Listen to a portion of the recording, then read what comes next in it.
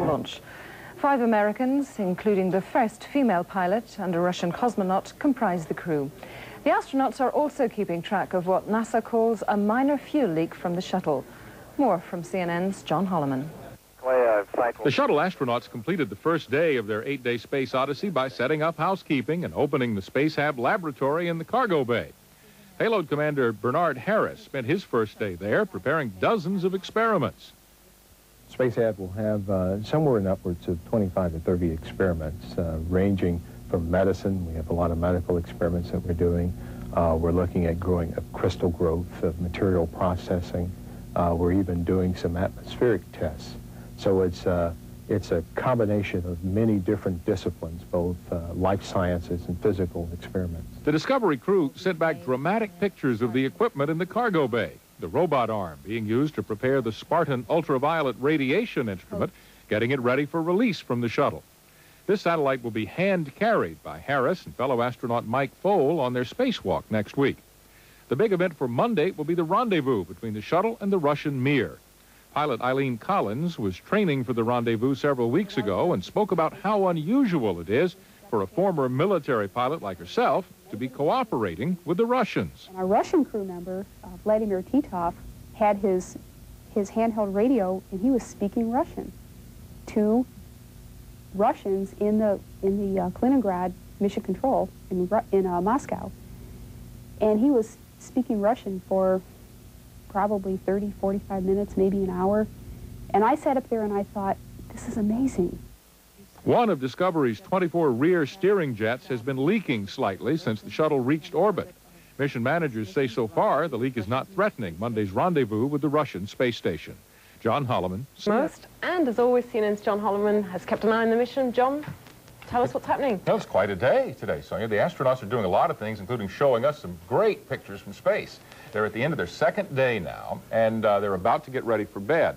But outside in Discovery's cargo bay, astronauts Janice Voss and Vladimir Titov were moving the Spartan satellite around on the Canadian robot arm. You can see the Spartan hanging there, just looking like a pendulum, sort of.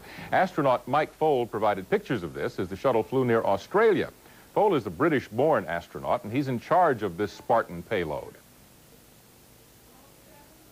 Spartan is an astrophysical payload looking in the far ultraviolet, mostly at star formation and galaxies. It's a fairly cheap payload that would, in the past, have flown on a sounding rocket. It needs to be deployed from the space shuttle for 2 or 3 days so that it can make very, very precise and steady measurements of these objects in the cosmos. And the Russian MIR are getting 150 miles closer each orbit. They're now about 4,700 miles apart. On Monday, they'll be as close as they can get without touching, perhaps as close as 33 feet apart. Sonia, as you know, I have a model of the space shuttle, which I want to show you now. There is this problem that may have something to do with the MIR trouble, and what it is, it involves a thruster over here on the side of the shuttle, which has been leaking fuel since they reached orbit. At one time, NASA thought the leak perhaps was fixed, but it's still leaking. And in fact, we even have some pictures of what the astronauts see as the rocket fuel leaks at a rate of about 1 pound every hour. This is what the leaking fuel looks like as the astronauts look out their back windows. Is that dangerous? The fuel is not, it's not dangerous to them, and it's not dangerous to the shuttle. It's a very small leak, although these pictures show a dramatic lot of fuel. It's about 1 pound of propellant per hour, they say. At any rate, the crew released a series of metal balls overnight in another test of how small objects in space can be tracked from the ground. NASA says this is a test of space junk monitoring. You see that ball zap out there?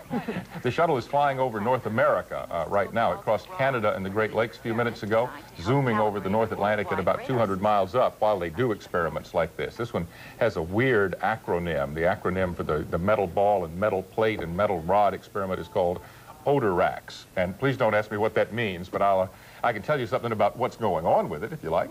Well, what I'm interested in is how much space junk is there actually out there then if they need to monitor it all? Oh, the pieces that are monitored by the NORAD, the North American Air Defense Command, or what it's called now, are in the thousands, more than 10,000. And they have damaged the shuttle before. Well, they've just, it's not so much worry about the shuttle, it's a matter of all the satellites, communication satellites. There's so many things in different orbits. And this stuff will eventually all come into the Earth's atmosphere and look like a shooting star for a few seconds.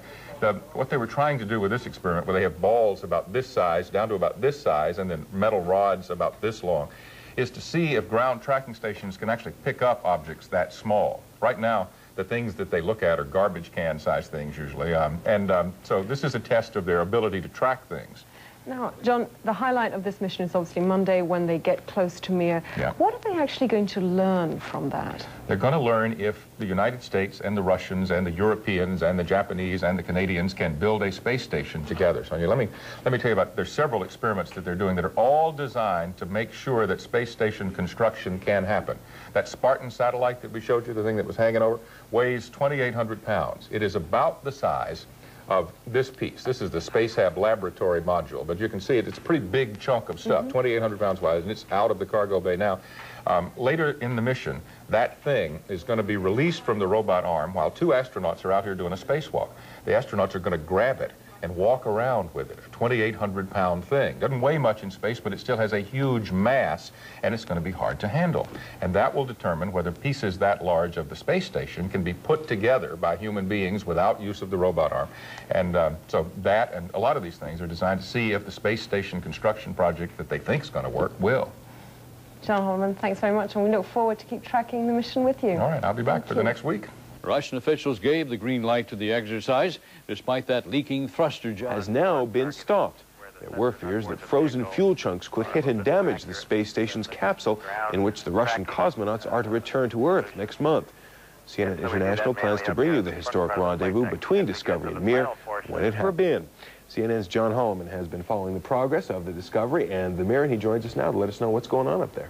John, from what we can hear on NASA Select television and from Russian television, there's a lot of jabbering back and forth. The astronauts and cosmonauts are able to talk to each other just sort of out the window of their two spaceships now.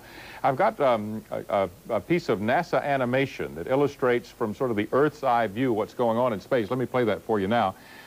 What will happen in about the next 15 minutes is the shuttle will be where it is now in this view at the bottom of your screen, the MIR above it in space. The Earth is below all this, and the shuttle will do what it's doing right now, approach the MIR, so that about 1920 GMT, the shuttle will be in this position that you see, and then it will slowly, slowly, slowly approach the MIR until it is about 10 meters away, as Ralph Begleiter reported. What will happen at that point is the shuttle will park right there at that spot for 40 minutes.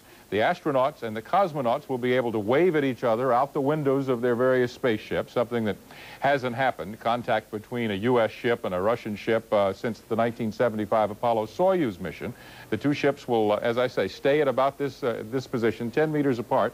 And if they can do this, if the commander of the shuttle, Jim Weatherby, can control the steering rockets and make all this happen, then it'll be very good news for the Russians, for the Americans, for the Europeans, for the others who are participating in the International Space Station construction project. Because if you can't do this, you can't build a space station. And if this is successful today, about 2 months from now, actually in June, early June, the MIR and another shuttle will get even closer than this. They will connect. And some cosmonauts who've been on the MIR for months and months will crawl into the space shuttle and come back to Earth, and some people on the shuttle will crawl into the MIR, and so there'll be a crew swap between the American ship and the Russian ship. So it's a dramatic test of technology and the ability of the Americans and the Russians to cooperate together, and we'll be having live coverage of it for the next couple of hours here on CNN International. Okay, it's a complicated bit of business. John Holloman, thanks so much for what they're doing up there. Yeah, let's go back to the live picture. A lot more interesting than this face, I will tell you. There are cameras in the Space Shuttle Discovery, and that camera in the Space Shuttle Discovery cargo bay, I was about to say is taking this picture, but it isn't. You can see the space shuttle kind of at the top of your screen with its nose pointing up toward the top. This is a picture from the Russian space station MIR.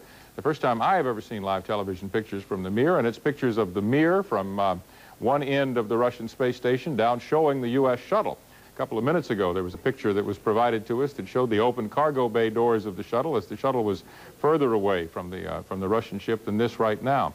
What you can see here is the Earth in the background of your screen. The two space vehicles are 250 miles above the Earth. They are both traveling at 17,500 miles an hour. And the fact that the movement you're seeing is very slow is because the commander of the shuttle is operating his controls with such precision. Can we get any sense, do you have any sense of the distance between those two craft right now? Yeah, they're supposed to be 400 feet apart at this point. This is the distant rendezvous. This is the fallback position that NASA and the Russians have been telling us about. This is the worst that could happen, John. In a few minutes this afternoon, about 40 minutes from now, the ships are going to be 10 meters apart. They'll be so much closer that you probably won't be able to get anything like this sort of perspective, but you'll be able to look in the window of the Russian space station and see people's faces, and you'll be able to look in the windows on the top, the ceiling windows in the space shuttle, and see the astronauts. Now, our shot keeps changing all this time. I would suppose that we're getting this from Russian television, and we're grateful for it. It's an extraordinary glimpse of what's going on in space right now. What's intriguing for anyone who's ever driven and parked a car is this is quite a parking job, because this vehicle was moving thousands of kilometers an hour just a little while ago. That's right, and they both still are. I mean, the two things are moving at a high rate of speed, but they are... Just a sec. What we're going to do is maybe switch cameras. I'm hearing the capsule communicator on board Discovery, Story Musgrave, talking to his side of the screen, his astronauts. Let's have a listen. Provided to us from the payload bay cameras on board Discovery. This is the space station Mir from a distance of roughly 400 or so feet. The picture on the right is provided to us from the cameras on Mir of the Space Shuttle Discovery as it moves into position along the velocity vector, or directly in front of the space station. I don't think we can make that point too plainly. What we're seeing on the left, then, is not a still photograph. That is a live picture. Is that it? Discovery, they have a picture of Mir from camera Bravo. What this tells you is that the camera in the payload bay of Discovery is being operated by a machine that is able to hold it very steady. And the camera that's pointed out the porthole of the space station Mir, the camera that's providing this picture, is being held by one of the cosmonauts. Now, this is extraordinary to watch, but let me ask you, is there any scientific, technical, or other reason to do this kind of photography right now? Well, yes, there is, John, especially in the pictures being taken of the Mir. There have not been pictures this good taken of the outside of the Russian space station in a long, long time. And these pictures are going to be valuable to the Russians and to the Americans. You just saw that leaky thruster on the back of the U.S. space shuttle. Didn't seem to be leaking, but they say it still is, or at least as of an hour or two ago, still had a certain amount of fuel coming out. But so this is the picture. This is the money shot, if you will, of this mission so far. It's a picture that's being broadcast live in Russia, and as well as all over the world by us on CNN International. And I'm sure that scientists and space experts all over are looking at these pictures with great interest right now. Now, you wouldn't know it to look at it, but in fact, the Mir is, well, it's kind of old. I gather it's older than the space scientists in Russia ever intended for it to be. Yeah, it's been there about a decade, and it still works. And, you know, there have been financial problems in the Russian economy as well as the American economy. And if you got something 10 years old that works and you don't have enough money to replace it and you can keep it up, that's what they're doing. So essentially what we're doing now is we're walking around the used car kicking the tires, in the way of speaking. Exactly, exactly. And the cosmonauts aboard the Mir are doing the same thing. Now, it must be frustrating, and this is once again something, if you're just joining us, there will be no exchange of personnel. No one's going to come out and shake hands in these shots, right? Yeah. The reason for that is that there is a government contract to build something called a docking adapter. It's a piece of metal and plastic that will connect, not this shuttle, but another one, the Atlantis, to the Mir, and it's not ready yet. It'll be ready for a June shuttle mission that will take it up there and connect a docking adapter to the Mir, and then there'll be a tunnel open between the two vehicles, and astronauts and cosmonauts will just, you know, go back and forth and check out each other's digs. But this is quite, this is pretty impressive to be able to see these pictures, both from Discovery and from Mir. Activities here are, let's listen to a minute to NASA's commentator in Russia. That are being shown from both from Discovery of the Mir space station, as well as the views from the space station of Discovery. As we've heard, the view of Discovery from the space station Mir is coming from one of the modules. This is a view from the core module, which is the Mir module launched in February of 1986. This is a view from a porthole, through a porthole on that module. There's also an additional camera that will be used for views of Discovery during the fly-around phase from the Crystal module. This primary module of MIR showing the nose of Discovery. This is NASA commentator Kyle Herring, who is in Moscow rather than his usual position in Houston. 73 days ago. Or rather, not Moscow, but in the Russian Space Center. The viewing room here in the Mission Control Center has about 150 to 200 people watching over the balcony, the big, large screens in front of the flight control room.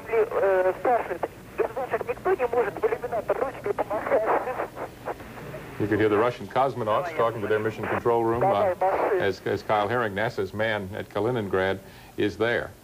And these two vessels will be getting much closer, in fact. The dangerous business of bringing them closer together is going to get even more dangerous. Yeah, correct. I've never seen a shot like this. There was a time last summer, John, when you and I were doing a mission where there was a satellite in the payload bay that had a camera on it that they let go out of the payload bay a few feet away to take a picture of the shuttle. But this is sort of the God's eyes view, really, that we're seeing here. You can see the Earth 250 miles below the space shuttle. Again, this is a view from the core module of the MIR space station. The space station has several modules that have been launched at various times since the first module was launched that make up the complete Things look space so station. still.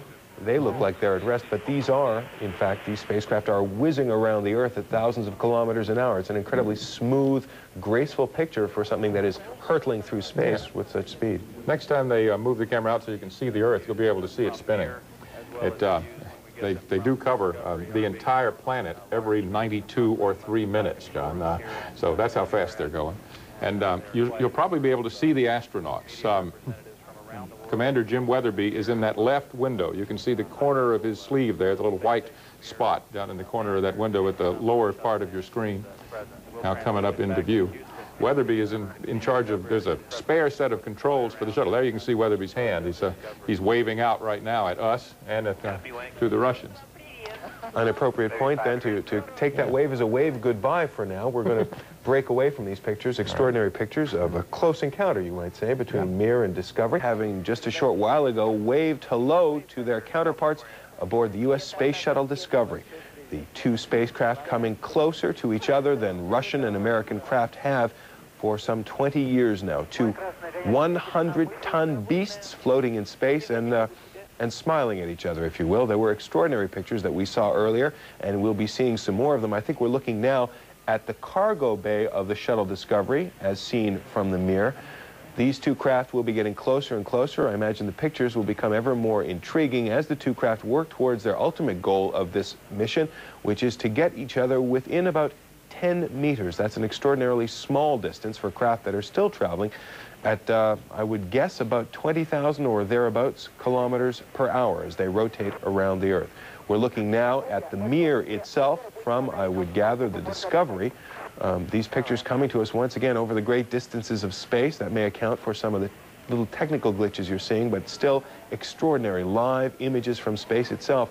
These two craft work closer together. We're expecting that they are going to reach their closest point within just the next few hours. When that happens, I expect that we will be coming back to have another. Already of the shuttle and the Russian space station as the two make this close approach. The enormous expanse of space, it is getting a little crowded. Two spacecraft that have traveled tens of thousands of kilometers are moving slowly towards each other in a place of absolute silence, just about close enough to shout. The spacecraft MIR and Discovery going through the motions, preparing for a docking a few months from now and giving us, for a time being, a wonderful glimpse of a little bit of space traffic. Joining us now to talk about what we're watching is CNN science correspondent Miles O'Brien and our self-described rocket nerd, John Holloman himself. John, what are we seeing?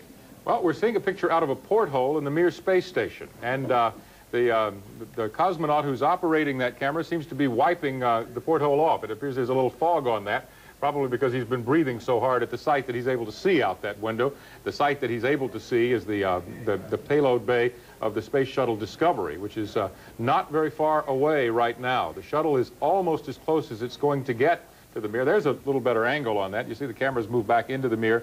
And now you can see the front of the shuttle on the left of your screen and the payload bay with the Space Hab module in the center. And as the two ships get closer, I guess that camera is going to zoom in more and more and more on sort of the central area of the shuttle cargo bay. There's another picture.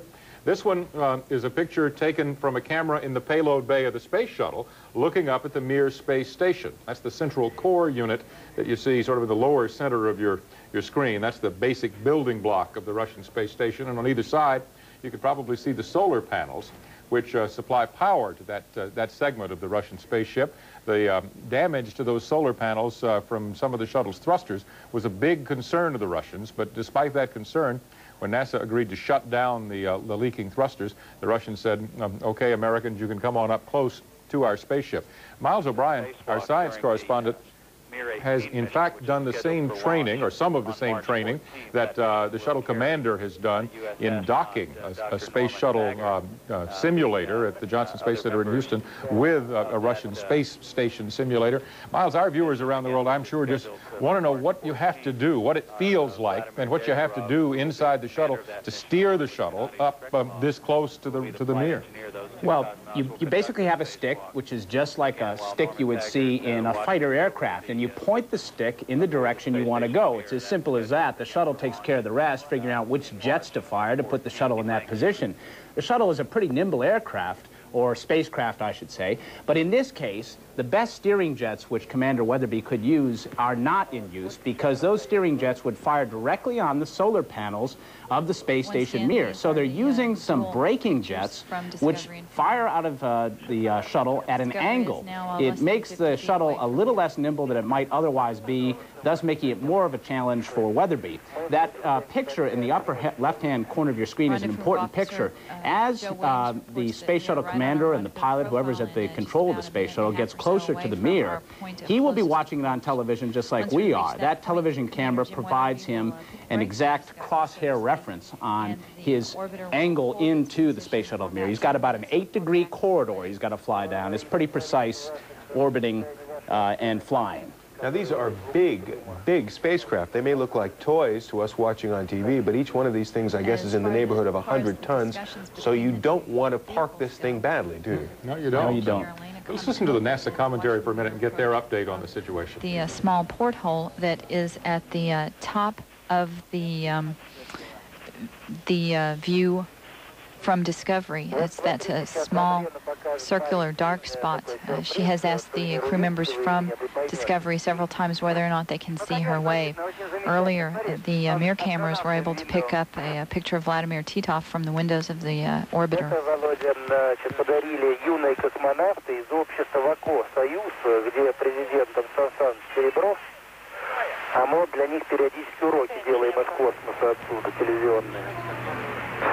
There's a close-up view of the nose end of the space shuttle. You just saw 2 thrusters fire on the front of the shuttle. Jonathan, you can see them firing sideways.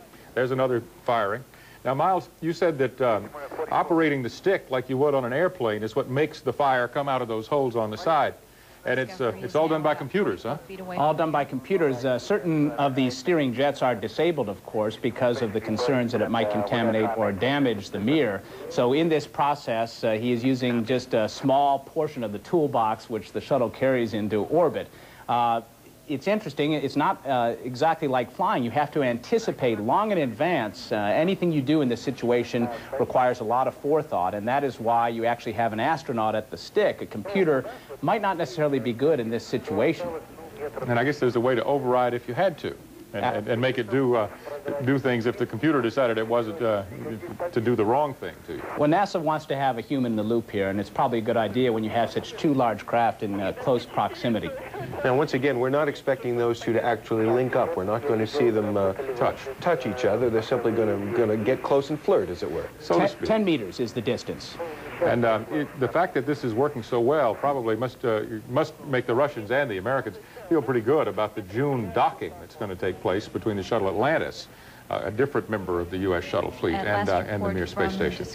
There have been a lot of tense faces, I would think, both in Moscow and in the United States, or in Russia and the United States, among authorities who are trying to decide, in fact, whether it would even be safe enough to try this. Over the last hours, people have been working at great distance, both up in space and down on Earth in the United States and in Russia, trying to figure out whether this should be tried. And I imagine at this moment there's probably still a little bit of anxiety, some gratitude that the decision has been made, but there were those who thought, until recently at least, that this would be too dangerous to try with the shuttle having the technical problems that it's been having. Yeah, we were just looking in the window where Commander Jim Weatherby is standing with that control stick on his hand that Miles is talking about. The SpaceHab module. I would say this is a camera that is very near the position where the docking camera will be when Atlantis docks with MIR later this year. I would say both control centers in Houston and Kaliningrad. The round structure in the center of this view is the docking port on the Crystal module. Be pretty happy with what they've seen thus far. That is the docking port which Atlantis will use when the docking actually takes place. John and Miles, we'll be probably sitting here again watching these different shuttle and this same space station dock. This is where it would be. This is where the docking would occur. And this picture would just get larger and larger and larger on the screen until the two ships connected. One thing that we're not seeing that we were seeing earlier, it was very intriguing to see you report on it, in fact, John, were what looked like little marbles floating across our television screens, and those were little particles of propellant from that leaking jet. But see, the jet's been shut off at the source now, Jonathan. It's it can't steer the shuttle right now because it's been shut off, but by the same token, it can't contaminate the MIR. So we're not seeing those marbles, and if we do, I guess let's all raise an eyebrow together. Yeah. What's interesting here is you look at this, it almost looks like a still photograph. The closure rate is incredibly slow. It is 3 centimeters per second. That's a very slow approach rate. The Russians have a long memory of the Apollo-Soyuz docking in 1975. At that time, when the Apollo craft docked with the Soyuz craft, it screamed on in there like a sports car might, and it was a hard dock, which the Russians have long remembered, and they're very sensitive about the issue of coming in at a good controlled speed. I'd say so far the shuttle is doing just that. Right. Now, we may be able to see Bernard Harris, the payload commander, down in the thing with the American flag and the Russian flag. There's a window there, and he is looking out right now, taking pictures as the two spacecraft approach each other.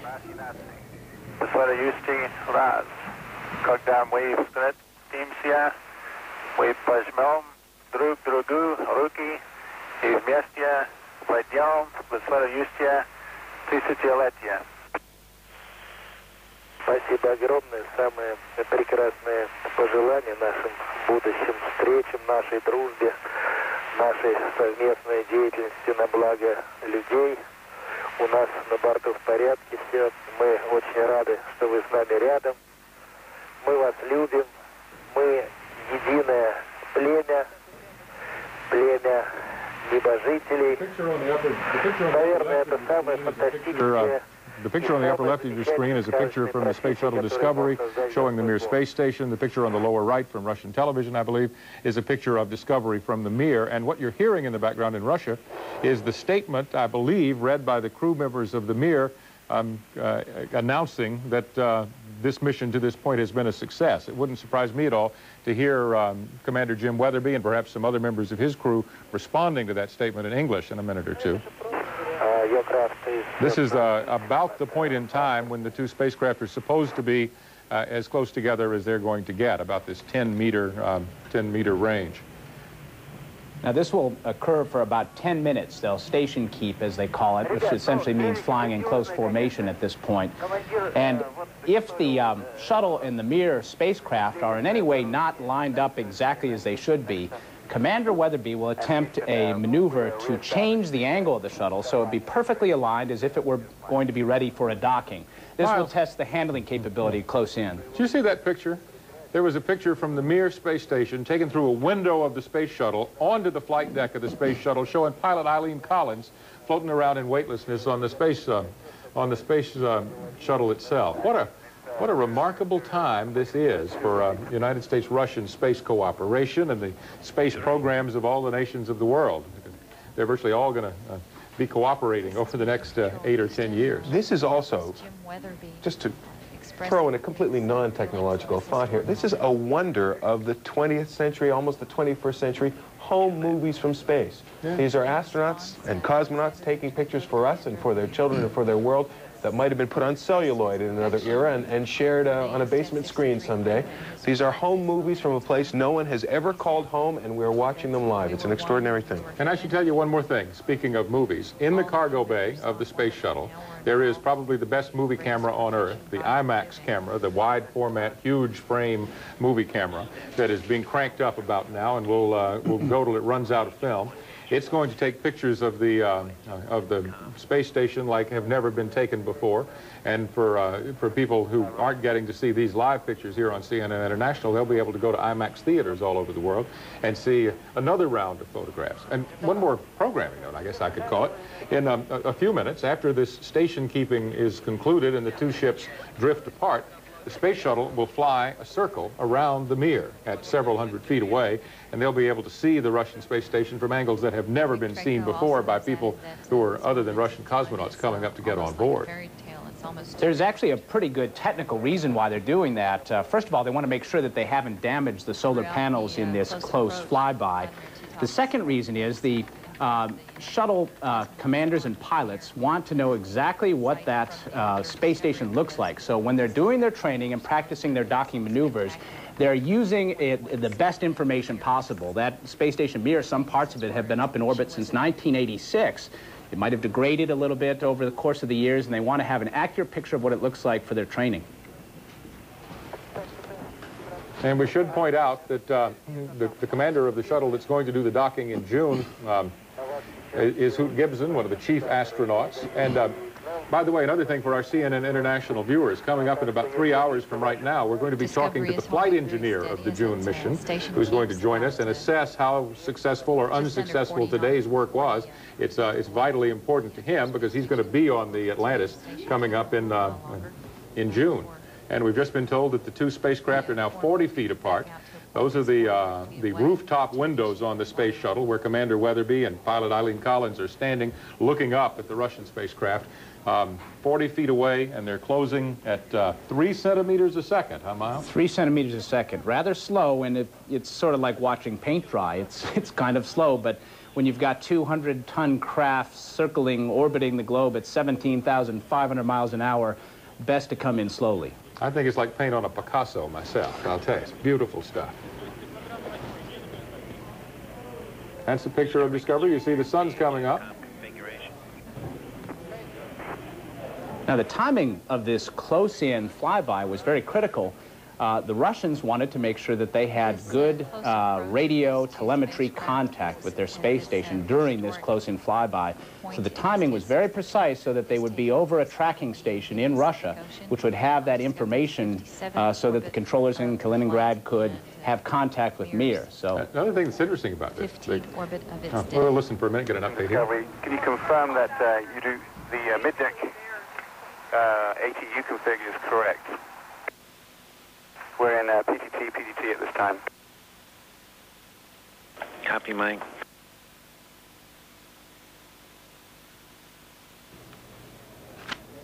Mike Pohl, the flight engineer, is operating the computers for this, and all the switches have to be in the right position. And he was talking to the ground, are the switches in the right position on the computer so that we do exactly what we're supposed to do? Look at all I'd call them protuberances attached to the Russian space station. These things that look like arms and antennas and various sensors that are on the outside. Some of those are very delicate. In fact, most of them are very delicate, and that's one reason for the concern about contamination from the rockets. It is an extraordinary thing to see. An extraordinary thing indeed. Two spaceships passing in the night. Discovery and Mir making a close approach thousands of kilometers from home. We've been watching it happen live from space, joined here on Earth by CNN science correspondent Miles O'Brien and by our resident rocket man, John Holloman. I'm Jonathan Mann at the CNN Center in Atlanta. Coming up in just a few moments, World News from Washington. Here in the foreground, the Discovery shuttle.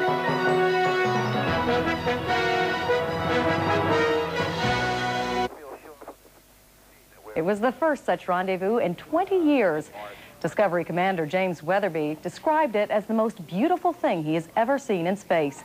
Russian space officials agreed at the last minute to allow Discovery to fly within 10.5 meters of their space station, but only after the shuttle crew shut down a leaking fuel jet, which the Russians feared might damage Mir. An hour ago, they were beginning to separate now. I think we may have live picture we can show you of that. Discovery and Mir are now more than 400 feet apart once again. There you see the Mir space station and a picture from a cargo bay camera in Discovery. As I say, they're now more than 400 feet apart. The shuttle has flown all the way around the Mir and sent pictures back to Earth of what's going on there on board the Mir spacecraft. After some worry about damage to the Russian ship from a leaking thruster on the U.S. shuttle, that thruster was shut down. The Russian authorities decided it would be safe, finally, and the two ships moved together from 4,000 miles apart to about 37 feet. Discovery is now directly underneath the Russian space station. The distance to the orbiter is right around 3,000 or so feet. This is the most beautiful thing I've ever seen in space. Must get your heart rate racing, huh, Wicks? We have it. We have MIR? Yeah, is that okay? Yes, sir, we have a picture of MIR. From the cameras on board the MIR space station, as the two spacecraft rendezvous, Discovery is currently about 422 feet in front of the MIR space station. Discovery for Wicks. Go ahead. You have a go for the approach to 10 meters, starting that on time to arrive at a closest approach at 13 hours, 58 minutes. Right now, Discovery is still about a mile and a third away from the space station.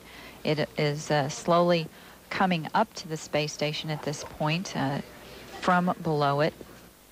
We are now receiving a view of the Space Shuttle Discovery from the Russian space station Mir. Discovery is once again about 670 feet away from the Mir space station, orbiting just over the South Pacific Ocean off the coast of South America. Discovery for Wicks. Go ahead. You have a go for the approach to 10 meters, starting that on time to arrive at a closest approach at 13 hours, 58 minutes. This is views on board Space Station Mir of cosmonauts aboard the vehicle. Dr. Valery Polyakov now holding the endurance record for time in space. Хорошо, спасибо.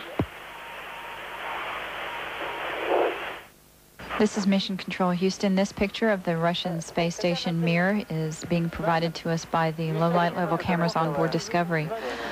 Physician Valery Polyakov, one of the Mir crew members, is occasionally shining a flashlight at the crew members to help with the...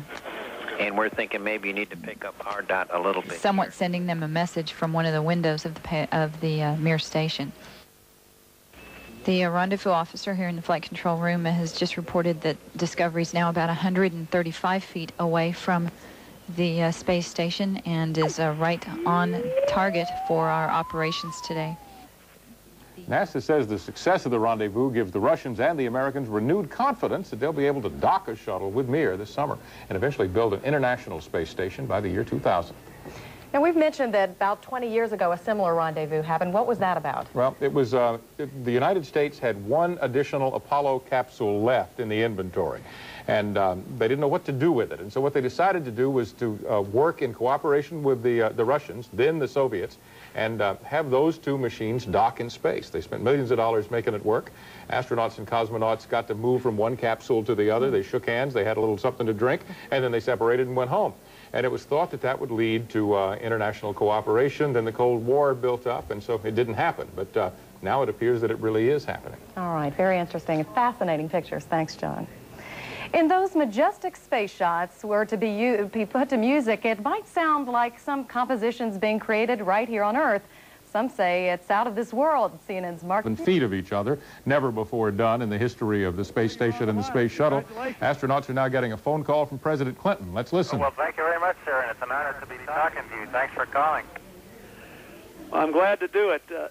We're all following you with great anticipation, and we're all so impressed. You know, this really proves, I think, that Russians and Americans can work together and that we can make this International Space Station project successful, and I can't tell you how much I appreciate all the work that all of you have done to that end. Well, we agree, sir. It's what I kept thinking as we were rendezvousing on Mir was it's a great world. They have a beautiful spaceship, and we have a beautiful spaceship built by Americans. We met the people that built their spaceship. They love their space program. We love our space program, and I think together it'll be a lot better. Well, we're confident that it will. As you know, this whole mission is a number of firsts. You're the first person to ever command our efforts to rendezvous with a Russian space vehicle, and I know that Eileen Collins is the first woman ever to pilot a space shuttle. So, Eileen, I suppose you have literally shown young women all across the world they can fly as high as their dreams will take them. Yes, I'd like to say I think this is one of the greatest jobs in the world. And, you know, for any young people out there, if you work hard enough, you can always reach your dreams. Well, you certainly proved that. Look at that. We enjoy watching the microphone there. I want to ask Dr. Harris to pick it up as it flies toward him. He's going to set another milestone by becoming the first African American to walk in space. So you'll be floating on air, but be sure you come back. I'm really looking forward to that a couple of days from now. But I know I may be the first, but I won't be the last. No, you won't be the last. We'll have a lot more if we have you as an example. I'd also like to say something to our Russian partner in space, Vladimir Titov, who's one of the world's most experienced space travelers, and he's the first cosmonaut to see the Mir from an American spacecraft. So I'd like to give you a chance to say anything you'd like to the American people, Mr. Titov.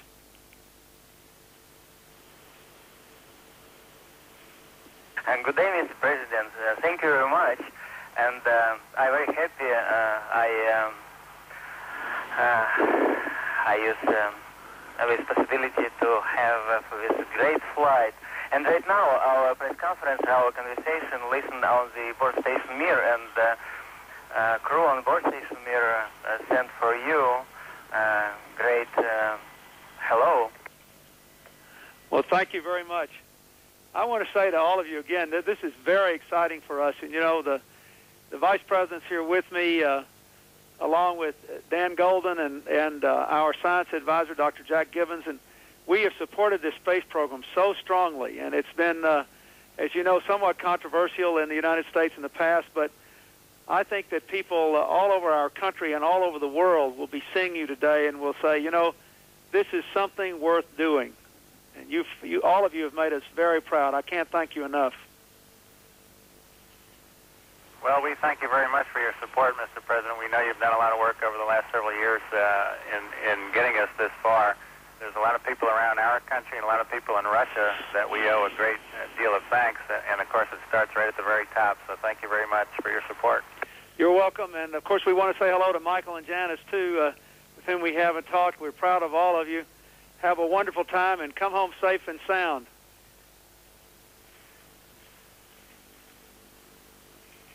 Give a speech. We're all here. As you saw today, Jim Weatherby does a great job of flying this vehicle, and we're looking forward to seeing his landing. I'll bet you are. So it'll be a very good one, I'm quite sure. That's right. Well, come home to us. We're proud of you. Goodbye. Yes, sir. Thank you very much. Quite an ending to quite a day for the space shuttle astronauts and the Russian cosmonauts. The astronauts getting to chat with the President of the United States for a few minutes. Mr. Clinton, obviously very proud of what they have done. CNN International News coverage continues in just a moment. Stay with us. Спасибо, Сереж, спасибо. Всем передавай от нас большое спасибо и до скорости. I think they've done a fine job getting it ready to go. I don't believe it's installed just yet. I think they're close to doing that, and they're going to be doing the final checkout towards the end of March. Yeah. What about U.S.-Russian cooperation? Tell me the good and the bad of it as you have seen it over the past year. The good is that the Russians have an awful lot to offer. They have a tremendous amount of experience that we are able to tap into. They have a great deal of long-duration spaceflight background. The bad, if you want to call it that, is the challenge associated with the language barrier, but a lot of us are studying Russian and we're doing our best to overcome that as well. So I think overall it's very much a positive for us. Greg, had Discovery only been allowed within 400 feet, how would that have changed the mission for you? I think we would have learned a little bit less in terms of the target that we're going to be flying up to. Going into 30 feet allowed us to assess just how closely we're going to be able to control Atlantis relative to the docking target that's mounted on MIR. If they had to stay off at 400 feet, that would have not been possible. Also, the in-close relative motion dynamics would have been lost, but you know, so we were all glad that they were able to get in there today. Greg, I don't understand in-close relative motion dynamics. Explain to me what that means in a language I can understand, please, sir. Well, I'm sorry. When we are in close, we have to be co-aligned. The docking ports on each vehicle have to be aligned within 2 degrees in roll, pitch, and yaw, and the relative offset in any direction can't be any more than 2 inches. We have to get there within 2 minutes of the target time, and all this while we're flying around the Earth at 17,500 miles an hour. And we have to dock with a closure of 1/10 of a foot per second, plus or minus 0.03 feet per second. So there are a lot of things that we have to get convergence on at the exact precise moment. And we learned a lot about our ability to do that today. Jim Weatherby well, the whole crew did a great job of meeting the target time and controlling Discovery right down to the finest control point, and it was just great. So we know that we can do that now. Greg, I have to ask you, this is an unprecedented flight for NASA, the first woman to pilot a space shuttle. How's she done so far?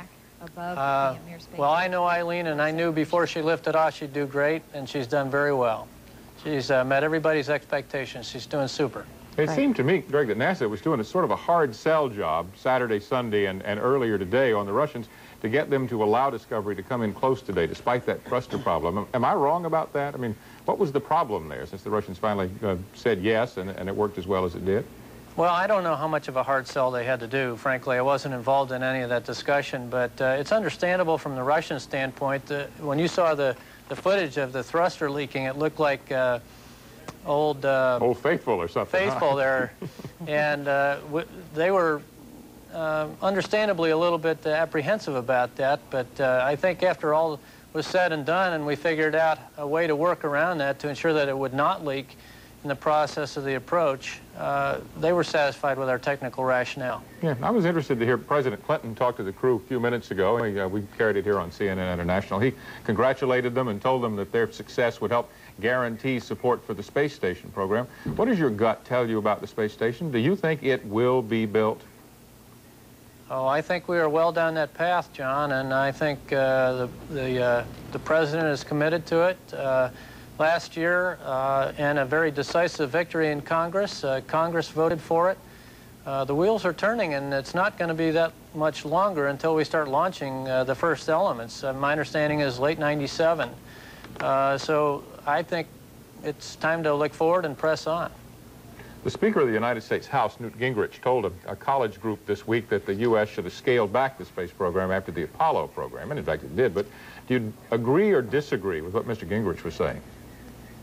I guess I'm not sure I understand the question. That we did scale back after Apollo? Well, he said that the U.S. should have scaled back the space program, perhaps even more than it did after the Apollo program. Well, I think we scaled back to, frankly, to sort of a bare-bones subsistence level. There was a long lull in there after the moon missions and Apollo-Soyuz, and it took us a number of years to get flying again with the shuttle. I think that would be a big mistake.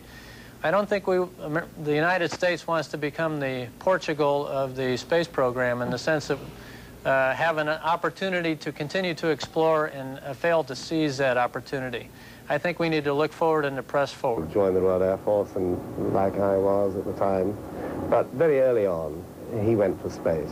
The dream of space travel has consumed Michael Foale for most of his 38 years. Like thousands of children growing up in the 1960s, Foale built toy rockets and watched TV broadcasts of the Apollo moon landings. But Foale's boyhood dream became a lifelong obsession, leading him to earn a degree in astrophysics at Cambridge University and to leave Britain and become a U.S. citizen in order to qualify for the NASA space program. British reaction to Foale's spacewalk was typically low-key. Well, it's a nice thing to have somebody from Britain doing it, but so long as they're doing it and they're safe and they get back, it's all forward, it's all advancement. Oh, it's very exciting. It's really very exciting. It's about time too, I'd say, because we all seem to be lagging behind. It's quite an everyday occurrence. I mean, in the old days, when a rocket went up there, wow, you know, spaceship's gone up, but now it happens quite often. Were you aware of that, the first British astronaut to spacewalk? No, I didn't. Do you think it's something significant at all? No, I think it's been done already, and it's probably a waste of money. Michael Foale would no doubt disagree with that, even though in the end his spacewalk was cut short after he and Harris began to suffer from the intense cold of outer space, something that not even British weather could prepare him for. Rob Reynolds, CNN, London. Since its launch 3 years ago on an Ariane rocket, ERS-1, the first Earth resources satellite, has revolutionized the way satellites observe the Earth from space. Using its state-of-the-art instruments, ERS-1 monitors land, sea and ice, bouncing radar beams off the surface to measure its properties. Its data is already helping to improve weather forecasts. It's been especially useful in watching the so-called El Nino effect, a tongue of warm water that spreads across the Pacific Ocean every few years and that affects the weather all over the world. Far away from the Pacific Ocean are the frozen polar seas. From space, the satellite can measure the extent of pack ice that clogs the northern seas for most of the year. The view from space will help cargo ships find a way through. The voyage through the cold polar seas brings Japan and the Pacific much closer to Europe. Millions of pounds of transport costs could be saved. British scientists are closely involved with the ERS-1 project. They say you can see things from space that can't be seen from the ground. It's a question of scale, really. You walk down the street, all you see is the local environment. You look from 36,000 kilometres up, you see half the world's surface. You think of yourself as one part of it. It brings everything into perspective. ERS-1 shows that the surface of the ocean isn't smooth. Features at the ocean surface reflect features below the waves. This is an imaginary and impossible trip based on ERS-1's observations, an undersea voyage across the Atlantic Ocean underneath the waves. Huge mountain ranges and rolling plains make up much of the ocean floor, which has never been seen like this before.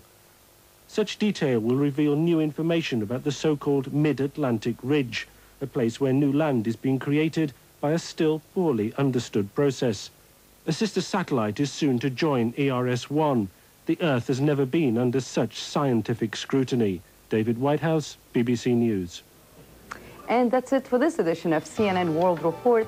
Russians who just passed by 200 miles overhead. On Monday evening, because of a leaking rocket on the shuttle, for a few tense hours it looked as though the highlight of the mission, the final close approach to the Russian space station, would have to be abandoned. In the end, the leak was fixed, and the shuttle inched its way in towards Mir. Houston, we basically braked, and we're going to try and maintain this distance.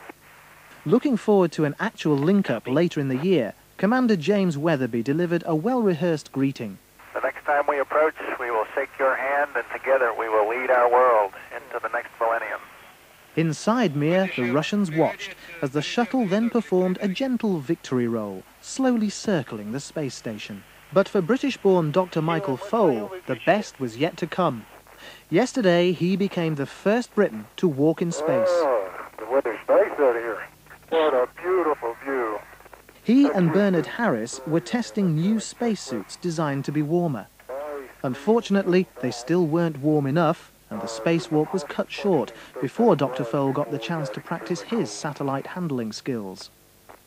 Tomorrow morning, it's back down to Earth. After an eventful mission, the two countries hope will be just the beginning of a new era of space cooperation. Ah, how I wish I was there. Good night.